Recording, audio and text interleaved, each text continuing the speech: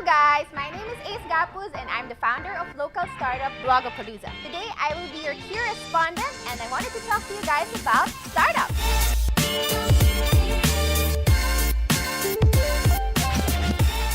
So there's been a lot of interest about startup recently, especially with all the conversations around blockchain, cryptocurrency, sharing economy, and all these other cryptic buzzwords. But what the heck is a startup and how is it different from a regular business? Today, I went out on the streets to do a little investigating and ask random strangers about their thoughts on startups. Tara! Hi friend! Meron ka bang idea about startups?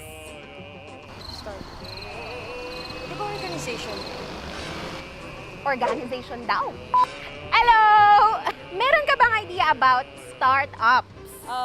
Startups. Hindi ba yun yung parang business na nagsa-start pa lang? Kaya startup, di ba?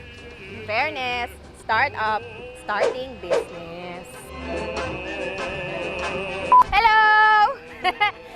Meron ka bang idea about startups? Wait lang. Yung ba yung parang mga tech companies na gano'n? Yung mga katulad ng Facebook or mga kung ano pa? Hindi ko talaga.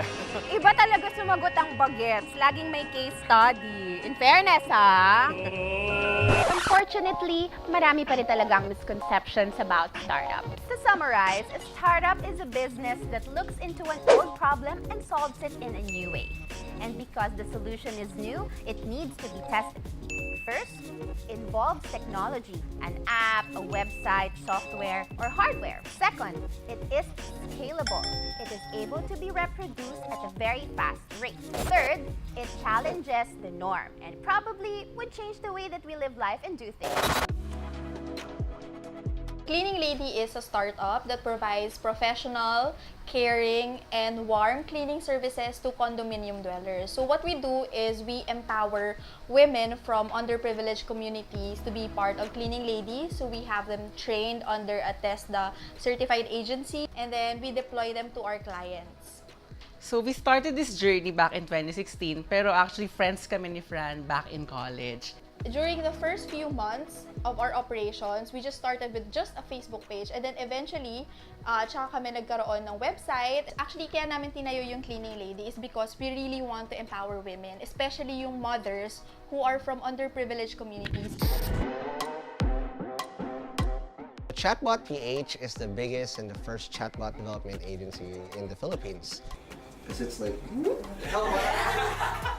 what we do is we create chatbots for businesses, whether they're enterprise or they're an SME. So what we did really to start out the whole little process was when we created a prototype, not using any tech, because we didn't know how to make any chatbots at the same time. What we did was we created a presentation using Canva in order to get that done, and then we validated by pitching it to brands. For our first year, really, we didn't spend any money on marketing.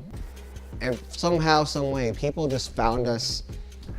Kubo was a big boon for us because it just allowed us to work at a lot of what we do without needing to pay anything. And we're surrounded with like-minded individuals and the right ecosystem, the support that open up just so many doors for us. So.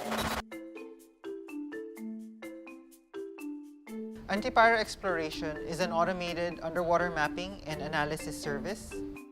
We help our clients understand and map out their underwater assets.